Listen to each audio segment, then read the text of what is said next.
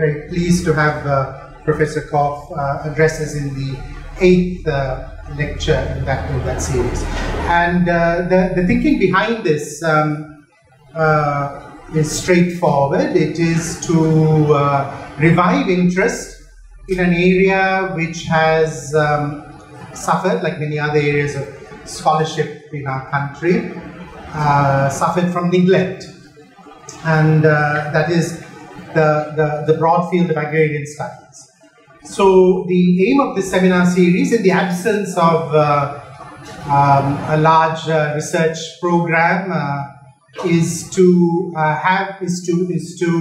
through primitive accumulation, to generate some interest in the investigation of our agrarian social reality through a particular lens, of course, a lens of critical agrarian studies, a lens which is critical of development processes rather than adaptations towards.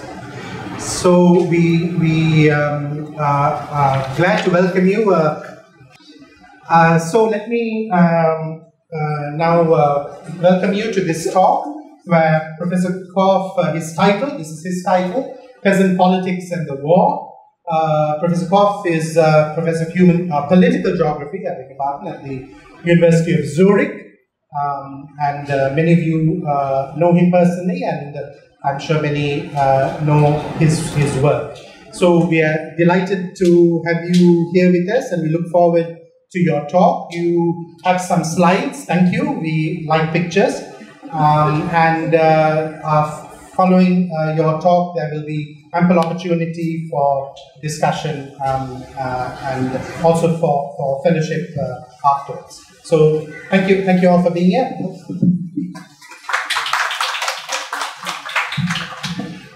So thank you very much. I feel honored to be invited to speak in this very interesting seminar series. So Kumar, I think, and colleagues.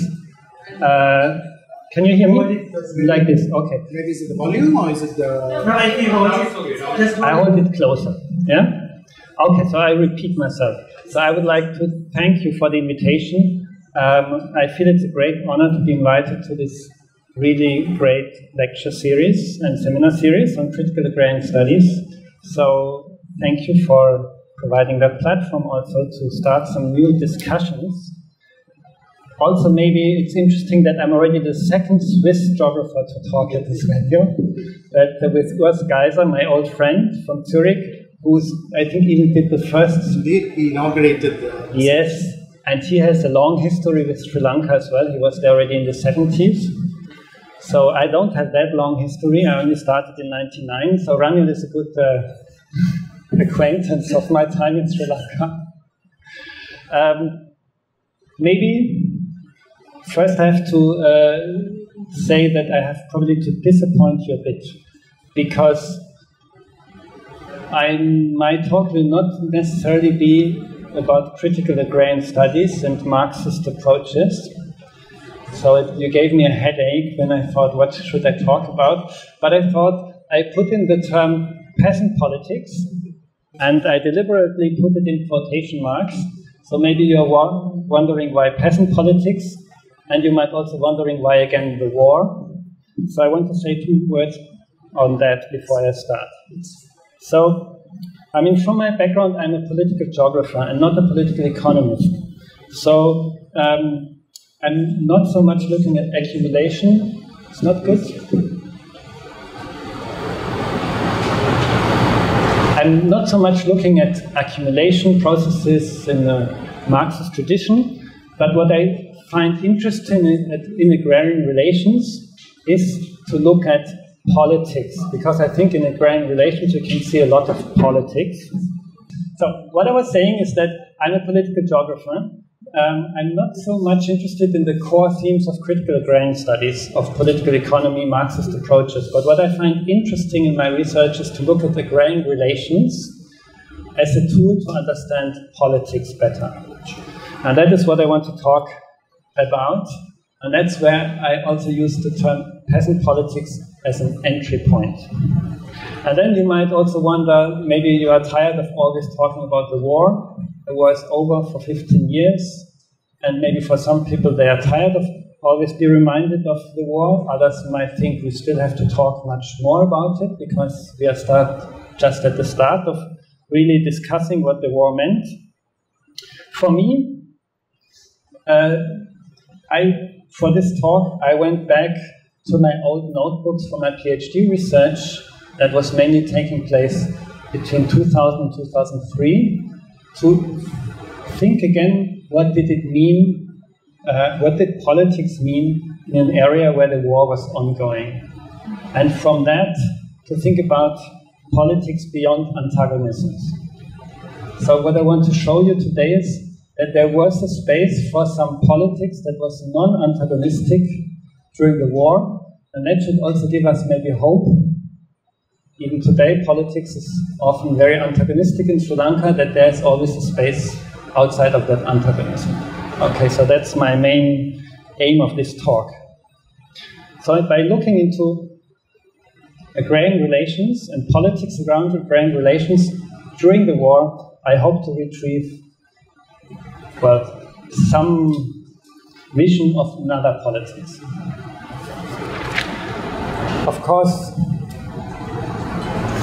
for most of you, the term peasant politics is probably a well-known term.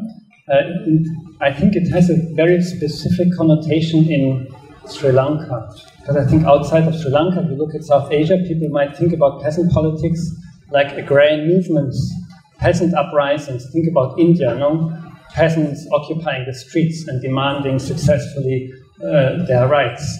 That is not the connotation of the term has in Sri Lanka. In Sri Lanka, peasant politics is tied to something that the state does, that the political elites do.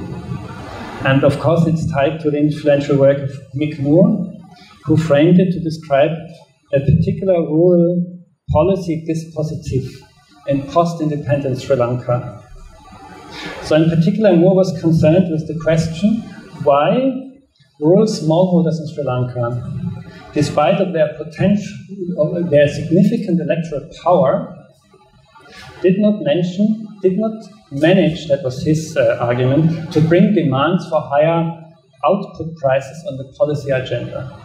And instead, Moore claimed state patronage towards the peasantry, state land alienation to smallholders, and the provision of welfare packages did the job to tie peasants into the remit of state patronage. And that produced a very particular, I would say, ideological package that he describes in this quote, like that the Sri Lankan nationalist elite became locked in to a particular interpretation of society that has involved the notion of a peasantry as the historical and moral core of Sinhalese, and he adds, as opposed to Sri Lankan society. But Moore also emphasized, and I think that's not a surprise when we see that he published this book in 1985, that peasant politics became implicated in the politics of ethnicity. Now, Moore's thesis has been very contested already way back. I read some of the book reviews that are very critical of his work, but I'm not so much interested in his economic claim, or his claim on economic policy. But I think the term peasant politics has traveled, it has influenced many other writers, indirectly or directly, and I've named just the excellent work of so many scholars. Some of them also came from this agrarian relations tradition. And they all, I think, in one way or the other, have shown how rural politics has been built around the myth of Sinhala Buddhism as an ancient hydraulic civilization, and the trinity of temple, tank, and village, and so on, and that this became something like a moral package that was politically very powerful. I don't have I think to go into detail, you all know this literature and this research. And I think we can build on that excellent legacy of these scholars. Now, there's another intriguing connection, and that relates to another seminar you had recently, and that is with the book of Dilipa on engineering and nationalism, which I found very intriguing. And Dilipa takes up the work of a Dutch scholar, Wieke Ika, I think she's pronounced in Dutch, who wrote how engineering work is thick with politics. But I think we need to be more specific, because she talks about hydraulic engineering, water engineering. And I think also Dilipa mostly talks about hydraulic engineering, including electricity stuff that's linked to hydraulic engineering. And of course, I'm also fascinated about that, because in my former life I was trained as a hydraulic and civil engineer. Now, in his excellent book, Dilipa shows how, for example, the accelerated Mahaveli development project was put into the service of Sinhala nationalism. This was not the first to show that, but he showed this, how this also led to internal contestations between different engineers, Sinhalese and Tamils, within the state apparatus. But he also emphasized that it was designed to benefit primarily the Sinhalese population, so that was a design politics, and that it was also increasingly narrated as such. So I think also about Serena Tinakun's work on the mythology that was celebrated in political rallies and so on. So as a real celebration, rejuvenation of an ancient past. And I found very interesting because Dilipa writes that the identity of the Sinhalese nation is heavily dependent on the narrative of technological excellence of the forefathers. And he also writes that Sinhala nationalists perceived the Mahaveli water as Sinhalese property. So that the Mahaveli carries Sinhala water.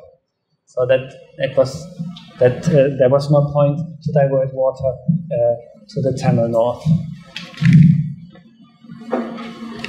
Now, in his work, Dilipa interestingly also refers to Carl Schmitt and his infamous distinction of his infamous definition of the political as the distinction between friend and enemy, and that such kind of Schmittian politics culminated in these particular packages of irrigation and colonization as the frontier of the Sinhala Buddhist nation, state, territory. But I think it needs to be emphasized that that project has a very long history.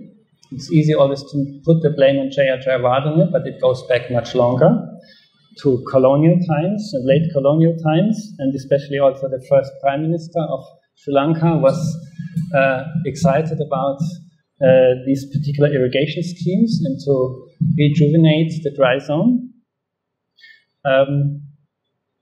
And there's a much longer story to that, also in terms of the grievances. So I remember that when I started researching Trincomalee about land and conflict around 2000, whenever I talked to Tamil senior bureaucrats, they would always start with Galoya. That is where everything started. That is where the problem started. So for them it was much more about land and irrigation and colonization than about education. Now, this brings me to my main point in my talk today, because I want to look at some of the sites where these irrigation and colonization schemes have been located, that are located at the frontier between the settlements of Sinhalese and Tamils and Muslims, and that were highly contested sites during the war.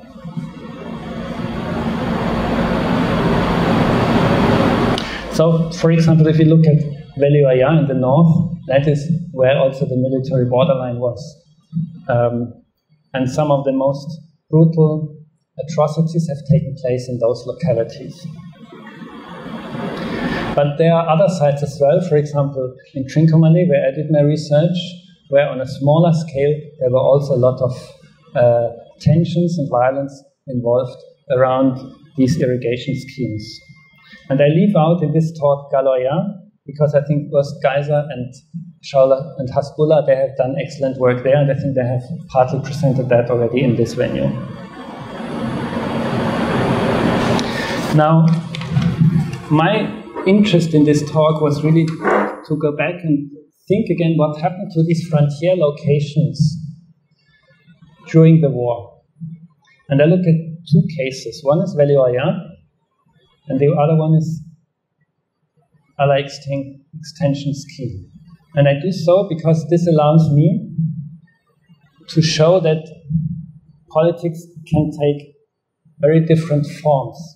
In the first site and case, I will show very antagonistic politics, whereas in the second case, I want to show that also other politics were possible within these sites. Okay?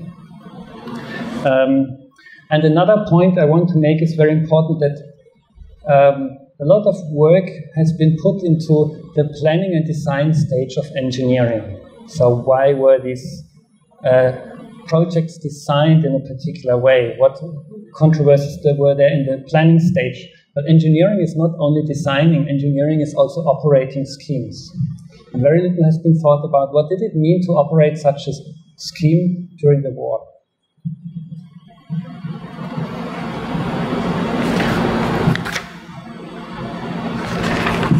Okay, the first case, that's work that were built mainly on the PhD of Tyranny Kelegama, and we have written together on that in a recent paper in Modern Asian Studies. So if you want to know more about that, look at this, or also read the PhD thesis of Tyranny. Okay, and I think that her work is really significant because we can retrieve two things from her field work that she conducted under very difficult circumstances around 2013, 14, 15, when this was a highly militarized settlement. So first, she showed how this kind of peasant politics was a military tactic of counterinsurgency in the borderlands. I think many people have already written about that, but she really brought the evidence from the field by tracing and talking to settlers who settled there in the 1980s. But she also can show that this peasant politics, very antagonistic, as colonization and territorialization, continued after the war. And here also I built partly on field work that's unpublished that Hasbullah did in this time period on the Tamil side of it. And I think most of you will be aware of the history of Weli Oya. It was a highly controversial scheme. And the settlement of Sinhalese started in the mid-1980s, rather below the radar. It was not talked much about that. And it was also an attempt to settle settlers there, because a previous attempt to settle them in particular district at Maduru Oya River had failed. There was too much political resistance. And these settlers, they were mobilized first by a Buddhist monk. A very common feature, I think, also, Dimbula Gala. And they went to what was called Manal Aru, which later was then Weli Oya, and it was framed as System L of the Mahaveli scheme. And at that time, a clique close to the president, Jaya Jayawardena, including his son and some senior officials of the Mahaveli scheme, they acquired the land through a gazette notification, also common practice to grab land by the state. And then the settling of Sinhalese had to be done clandestinely because of public pressures. And only in 1988, really, the system could be officially launched under this new name, Weli Oya, Sandy River. And during the war, it was heavily contested. There were several LTT attacks. Many of the settlers were all armed and employed as home guards, so as a kind of militia. And that was also part of the counterinsurgency strategy of the military against the LTTE. And of course, we know that there was a clear political purpose about it, and some of the protagonists also later wrote openly about that, like what you can see in this work of Gunnar Ratne. Like, they selected this place because it is strategically located in relation to Elam. The aim was to separate Eastern Province and Northern Province. I think most of you will be aware of that. Now, what I find interesting in Tyranny's fieldwork is that she could track old settlers and talk to new settlers. And all these settlers, they were living there under extremely precarious conditions in the 1980s, but also the new settlers who were brought by the Rajapaksa regime after the war. But they somehow endured these precarious conditions because they thought they are there for another purpose. And that's what one of these settlers told Tyranny: it's our duty as Sinhalese to take back our land.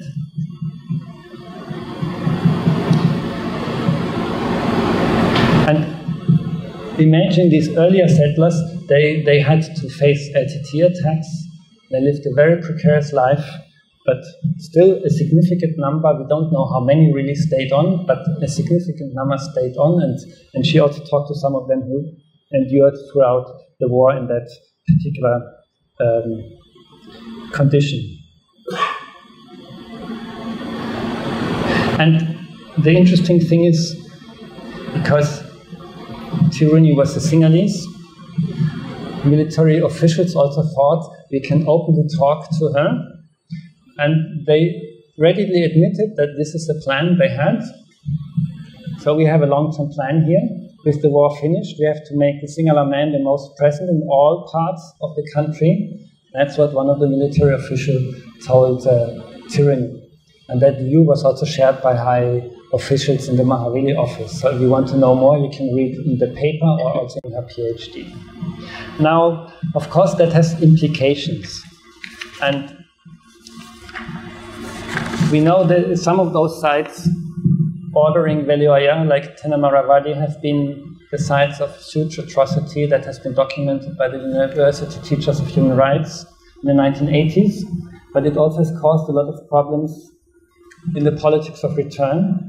And here I draw on some of the fieldwork that Hasbulla was conducting and talking to Tamil returnees in a small village of Tenamaravadi, in the furthest edge of Trincomalee district, and how they were struggling to retrieve their land because much of it was occupied by Sinhalese settlers. So new antagonisms have been created by these policies, and when he did that work, that was largely unknown. A couple of years later, there was a lot of Tamil human rights activism around this problematic, and public demonstrations. So this has been brought up also by politicians like Sampantan. But we see here how this antagonism in this type of peasant politics is deeply entrenched in these colonization schemes. Can you please try to get it closer? Good. But now let's look at another story, okay? And I think, and that links to my own PhD research way back in the early 2000s, and that's in another side of the Northeast. That's in a scheme, Allai Extension Scheme in Trincomalee district, and that's also an irrigation scheme where Tamils, Muslims, and Sinhalese people have fields. It's an extension from the lower Mahaveli River, bringing water to these areas, mainly in Nutor and Serovila DS division. And the east, of course, is a different setting than the north, especially than Weli Oya. I mean, Nutor has always been a multi-ethnic area, but these settlement schemes during the war have increased some of the antagonisms between Sinhalese, Tamil, Muslim farmers. And much of these antagonisms have been debated also around the operation of the irrigation system. So who gets water when is a sluice gate open to release water to particular fields? And such disputes are very common in irrigation schemes. Tail enders fight with upstream farmers because they tend to get less water. But in this particular setting, such agrarian politics have been turned in ethnic antagonisms. So the upstream farmers were largely Sinhalese, and the tail enders were Tamils and particularly Muslims. And then if there's a problem about water distribution, that became reinterpreted as an ethnic struggle. And that, you can imagine, makes it very difficult to operate such an irrigation system during the war. But the interesting thing is that, and I draw here also on the work of Timo Gasbeck, who also did some work for his PhD in that area, that the system operated almost throughout the war. And the question is, how was that possible? So what we can see in this case is there were multiple antagonisms, but there were also certain actors who tried to work around those antagonisms. Okay? So that is what I call another layer of politics and also of the state. Because the state is not a monolithic entity, but there are many different actors working within the state. For example, in this particular area, most of the irrigation engineers in the Department of Irrigation were Tamils, but they had to work in areas where Sinhalese farmers, Tamil farmers, and Muslim farmers were living and cultivated in their fields. So they had a very difficult job, because whenever some farmers were unhappy, they would blame these irrigation engineers to favor another ethnic party. So the Sinhalese, it's easy, they will say, these Tamils, they favor Tamils because they're Tamils, but they also got under pressure from Tamil farmers that they were afraid of the military and therefore were not giving them appropriate water. So there were many of these disputes, and of course the Muslims, that were the tail enders largely, they also felt that they were not given the due part of the water. And I studied one local conflict of a small tank that's called Menkamam tank in more depth. And there, this was a typical encroachment problem, where some farmers encroach certain land, and that deprives other farmers from their water. So in this case, Sinhalese farmers encroached into the tank bed, and then in order for their fields not to be subverted by water, when the water was stored during the rainy season, they lowered the tank bund, so that less water was stored in the tank, and their fields would not be submerged with water. But that, of course, meant that for farmers needing that water, that were mainly Tamil farmers, they had less water and water shortages. And this problem occurs in many sites, but here it was interpreted as an ethnic issue. And a lot of tension arose around it, and many people talked about it far beyond that particular place. But here, the irrigation department found a technical solution. That's what I call technical fixes. They constructed a canal to bring water from another reservoir to complement the water from the small tank, and in that sense somehow solved the problem and dissolved the issue. So in that sense, a technical fix by people within the government solved or conflated some of those antagonisms that were there in the area. Now, I found a very interesting story in Timo Gasbeck's PhD, where he had a long interview with the Vatai Vidane. These are the local people who are responsible for the opening the sluice gate and managing the water distribution.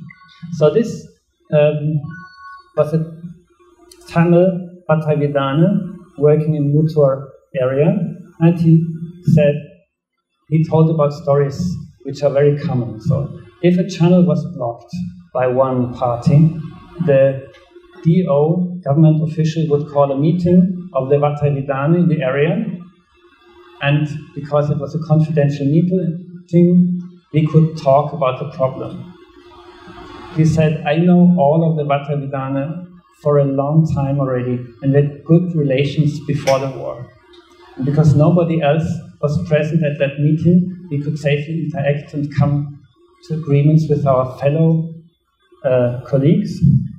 And then we would agree on a solution, and at night, the Vatai Vidane of the area where the channel was blocked would open the channel and close it again before morning. And in this way, water would go to the other village and nobody would know who did it. I left out one significant sentence because there was not enough place on the slide, but he said, if I saw a Muslim Vatai Vidane on the market, we would not talk to each other because that would raise suspicion. So we would never have been able to discuss that in public, but this was only possible because we had this relation of trust and we worked in the shadow. And I think this is a very interesting type or form of politics that operated below the radar, but kept many things ongoing even during war. So, when we come back to Beaker's term dikes and dams, thick with politics, in this case we can say thick with peasant politics, but that raises fundamental questions of politics and violence, because we have seen these peasant politics on the one hand can increase, deepen these antagonisms of ethnicity, and some of those antagonisms are still practiced and celebrated in these colonization schemes, like in Weli Oya. This is still not a solved issue, but there are also different forms of politics that we can find. Now, this raises, of course, a broader debate about politics and the politica. And there has been some discussion in South Asia about the link between politics and violence. And I want to make a small commentary on that. So, Jonathan Spencer and Thomas Hansen have both emphasized the blurred boundaries between politics and violence. Spencer also implicitly paraphrasing Clausewitz, like war is the continuation of politics by other means. So he writes, is violence simply a heightened and intensified continuation of normal politics? And Hansen writing that violence is no longer politics by other means, but the heart of political life itself. So it seems to me that what they seem to suggest is, whether we like it or not, they say politics is like this. Politics is a dirty business, politics is problematic, it's driven by antagonisms, and we need to acknowledge that even if we do not approve of it morally or normatively. And in the background of this argument looms, of course, the ghost of Carl Schmitt, and they also make reference to his work, the famous Nazi jurist, who, as I mentioned already, made this famous definition: the specific political distinction is that between friend and enemy. And of course, his argument is basically an ontological one, that that's the nature of politics. And I'm not sure whether this is the only nature of politics.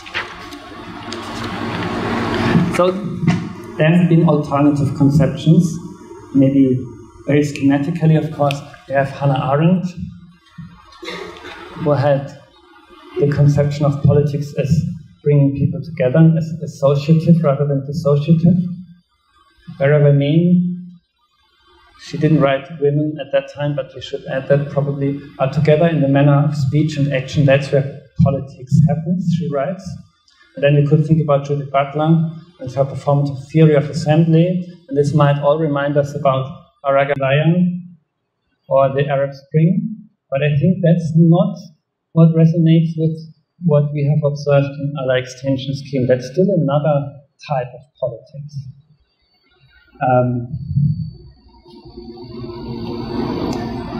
And for that, to get a better grasp of what that is the type of politics, I found the work of Gianni Vattimo very helpful.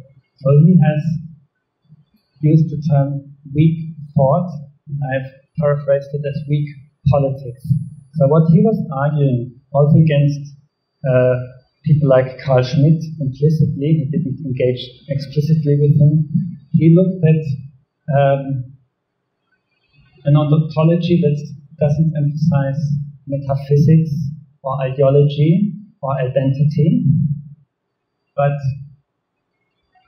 coming from his Catholic background, what he called caritas, or we could say care, action, pietas, he calls it also an ethics of deeds, and we should also call it an unexceptional politics, one that we find in the everyday work of trying to keep things going, like what we saw in the work of the Vatavidanen or the irrigation engineers.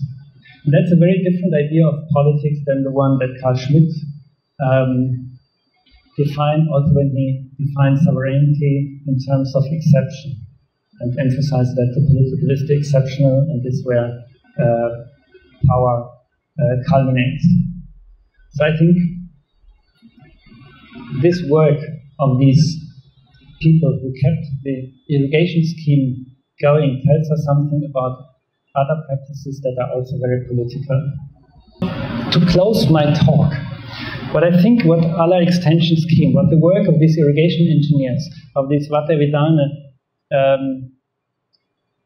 tells us is that dams and dikes are also thick with weak politics, not only with antagonisms, but with weak politics.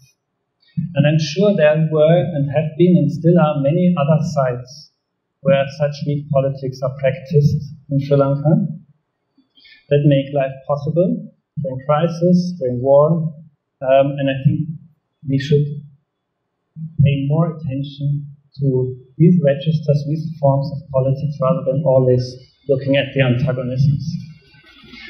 So this is a politics beyond peasant ideology, beyond the war, beyond the political. It's also maybe a politics beyond Agrarian. And I think my point is that such weak politics have been possible even during such difficult moments than the war. They should be possible anytime in Sri Lanka. Okay, thank you. I'm sorry about the microphone. I tried to juggle my script and this and the camera. Thank you so much, Benedikt. Actually, your talk absolutely fits in with the scope of the series. When we framed it as critical agrarian studies, it was precisely to also bring in new ways of looking, ways which were maybe neglected in the earlier tradition of agrarian political economy. And we were also thinking of some new questions in terms of climate and the environment and so on. But thank you so much for your talk, because what you've done is to illustrate to us how an agrarian sensibility around agrarian politics can deepen our understanding of concepts of nationalism, nation, state, and also to those then who are practitioners in those fields to look at what's happening in our agrarian structures, systems, and society, to also find some clues as to how their own fields get constructed and keep being reconfigured. You spoke to us about peasant politics in a frontier zone, on the borderlands, in the frontier. Perhaps your work is also challenging us to rethink earlier distinctions, where we thought of what peasants do and peasant politics as being micro-politics. The peasantry really couldn't constitute itself as a political subject. They cannot represent themselves, they must be represented. Well, we could actually see in the Allai Extension Scheme perhaps micro-politics, I wonder. But in Weli Oya, when Weli Oya turns this upside down, doesn't it? Because there the quote-unquote peasants had a direct relationship with the state in the form of the hourly authority, the military,